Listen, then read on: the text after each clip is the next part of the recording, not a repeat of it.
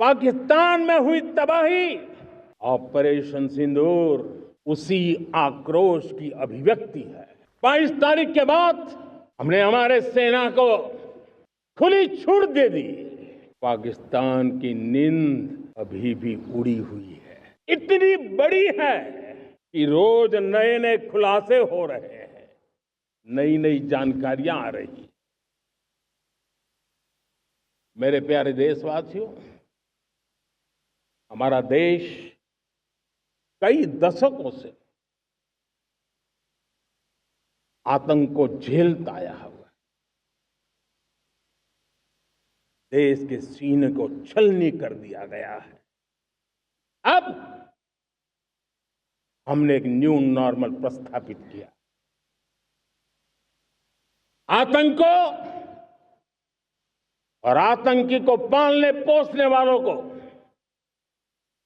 आतंकियों को ताकत देने वालों को अब हम अलग अलग नहीं मानेंगे।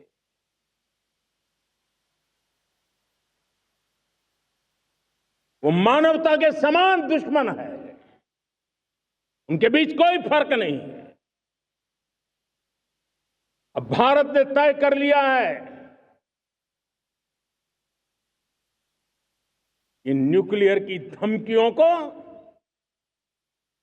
अब हम सहने वाले नहीं हैं। न्यूक्लियर ब्लैकमेल लंबे अरसे से चलाया, अब वो ब्लैकमेल नहीं सहा जाएगा। मेरे प्यारे देशवासियों,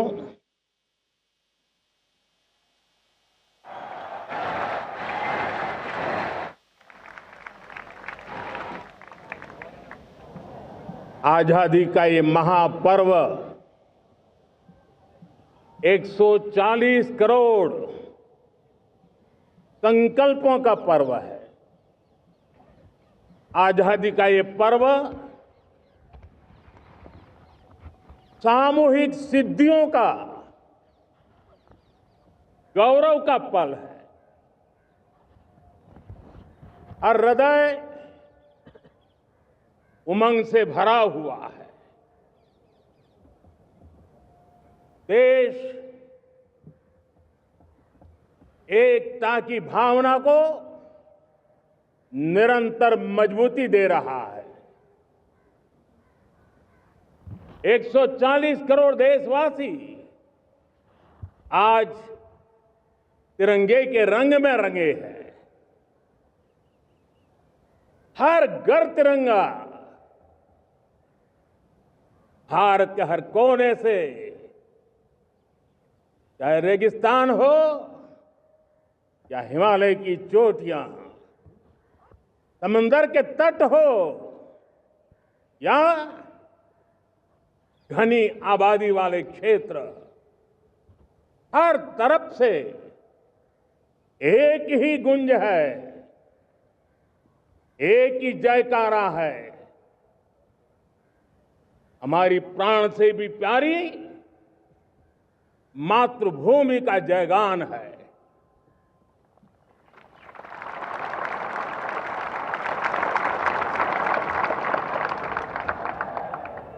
मेरे प्यारे देशवासियों, सन 47 में अनंत संभावनाओं के साथ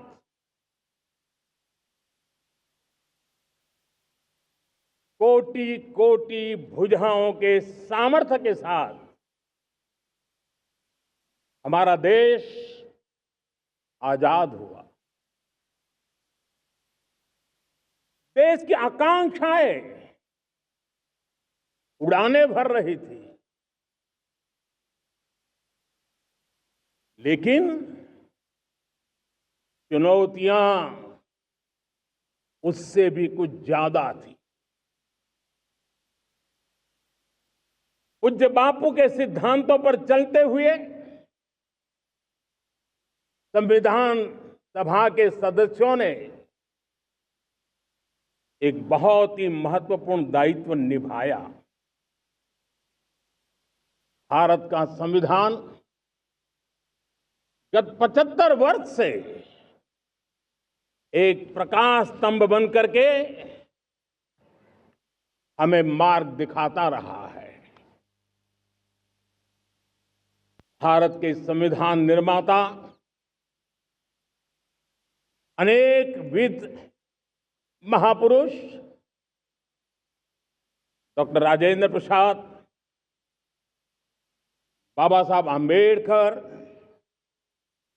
पंडित नेहरू, सरदार वल्लभ भाई पटेल, डॉक्टर सर्वपल्ली राधाकृष्णन जी, इतना ही नहीं, हमारी नारी शक्ति का भी योगदान कम नहीं था।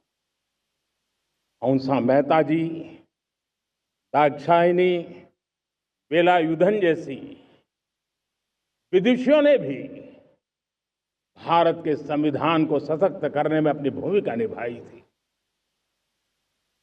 मैं आज लाल किले की प्राचीर से देश का मार्गदर्शन करने वाले, देश को दिशा देने वाला संविधान के निर्माताओं को आदरपूर्वक नमन करता हूं।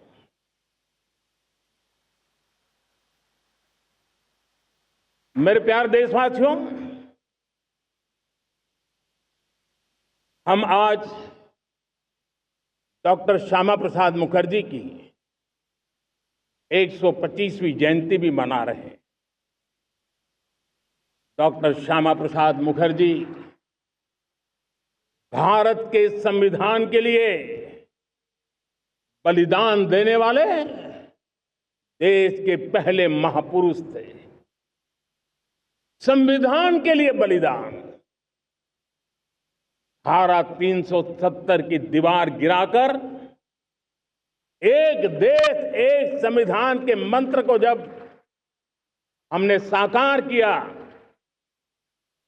तो हमने डॉक्टर श्यामा प्रसाद मुखर्जी को सच्ची श्रद्धांजलि दी। लाल किले पर आज कई विशेष महानुभाव उपस्थित हैं। दूर सुदूर गांव के पंचायतों के सदस्य हैं, ड्रोन दीदी के प्रतिनिधि हैं, लखपति दीदी की प्रतिनिधि हैं, खेल जगत से जुड़े लोग हैं, राष्ट्र जीवन में कुछ न कुछ देने वाले यहां महानुभाव उपस्थित हैं। एक प्रकार से यहां मेरी आंखों के सामने मैं लघु भारत के दर्शन कर रहा हूं और टेक्नोलॉजी के माध्यम से विशाल भारत के साथ भी आज लाल किला जुड़ा हुआ है। मैं आजादी के इस महापर्व पर देशवासियों का, विश्व भर में फैलाए हुए भारत प्रेमियों का, हमारे मित्रों का हृदय से बहुत बहुत अभिनंदन करता हूं। साथियों, प्रकृति हम सब की परीक्षा ले रही है। पिछले कुछ दिनों में प्राकृतिक आपदाएं, भूस्खलन, बादलों का फटना, न जाने कितनी कितनी आपदाएं हम झेल रहे हैं। पीड़ितों के साथ हमारी संवेदना है। राज्य सरकारें और केंद्र सरकार मिलकर के बचाव के काम, राहत के काम, पुनर्वसन के काम में पूरी शक्ति से जुटे हुए हैं। साथियों, आज 15 अगस्त का एक विशेष महत्व भी मैं देख रहा। मुझे बहुत गर्व हो रहा है कि आज मुझे लाल किले की प्राचीर से ऑपरेशन सिंदूर के वीर जाबाजों को सैल्यूट करने का अवसर मिला है।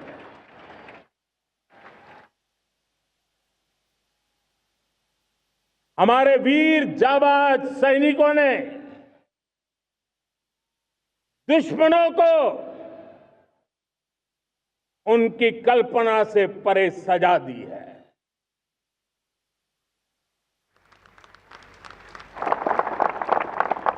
इस अपील को पहलगाम में सीमा पार से आतंकियों ने आकर के जिस प्रकार का कत्ले आम किया, धर्म पूछ करके लोगों को मारा गया, पत्नी के सामने पति को गोलियां दी, बच्चों के सामने अपने पिता को मौत के घाट उतार दिया गया। पूरा हिंदुस्तान आक्रोश से भरा हुआ था। पूरा विश्व भी इस प्रकार से संहार से चौंक गया था। मेरे प्यारे देशवासियों,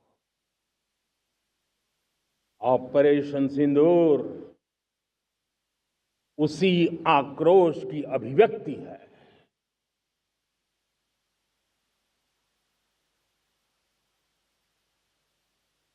22 तारीख के बाद हमने हमारे सेना को खुली छूट दे दी। रणनीति वो तय करे, लक्ष्य वो तय करे, समय भी वो चुने, और हमारी सेना ने वो करके दिखाया जो कई दशकों तक कभी हुआ नहीं था। सैकड़ों किलोमीटर दुश्मन की धरती पर घुस करके आतंकी हेडक्वार्टर्स को मिट्टी में मिला दिया, आतंकी इमारतों को खंडहर बना दिया।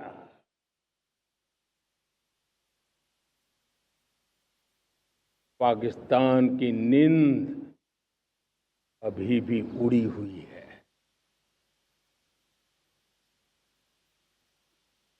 पाकिस्तान में हुई तबाही इतनी बड़ी है कि रोज नए नए खुलासे हो रहे हैं, नई नई जानकारियां आ रही हैं। मेरे प्यारे देशवासियों, हमारा देश कई दशकों से आतंक को झेलता आया हुआ है। देश के सीने को छलनी कर दिया गया है। अब हमने एक न्यू नॉर्मल प्रस्थापित किया। आतंक को और आतंकी को पालने पोसने वालों को,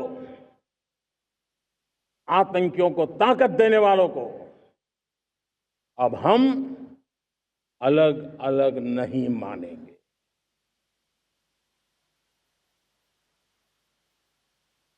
वो मानवता के समान दुश्मन है, उनके बीच कोई फर्क नहीं है। अब भारत ने तय कर लिया है कि न्यूक्लियर की धमकियों को अब हम सहने वाले नहीं हैं। न्यूक्लियर ब्लैकमेल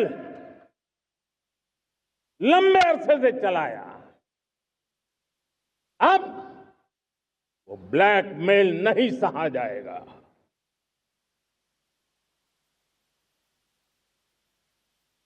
आगे भी अगर दुश्मनों ने ये कोशिश जारी रखी,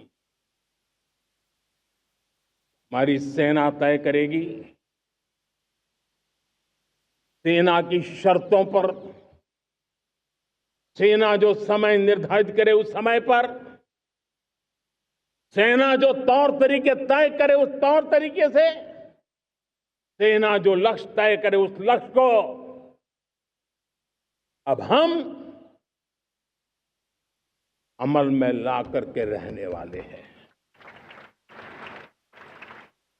हम मुंह तोड़ जवाब देंगे। मेरे प्यारे देशवासियों, भारत ने तय कर लिया है, खून और पानी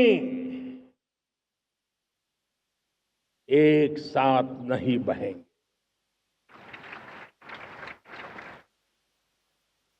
अब देशवासियों को भली भांति पता चला है कि सिंधु का समझौता कितना अन्यायपूर्ण है, कितना एक तरफा है। भारत से निकलती नदियों का पानी दुश्मनों के खेत को सींच रहा है और मेरे देश के किसान, मेरे देश की धरती पानी के बिना प्यासी है।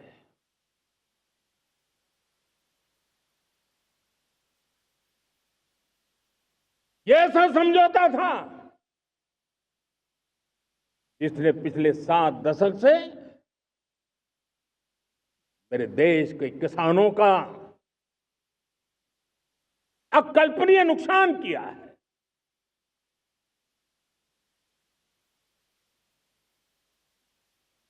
अब हिंदुस्तान के हक का जो पानी है, उस पर अधिकार सिर्फ और सिर्फ हिंदुस्तान का है, हिंदुस्तान के किसानों का है। भारत कतई सिंधु समझौते को, उस स्वरूप को दशकों तक सहा है, उस स्वरूप को आगे नहीं सहा जाएगा।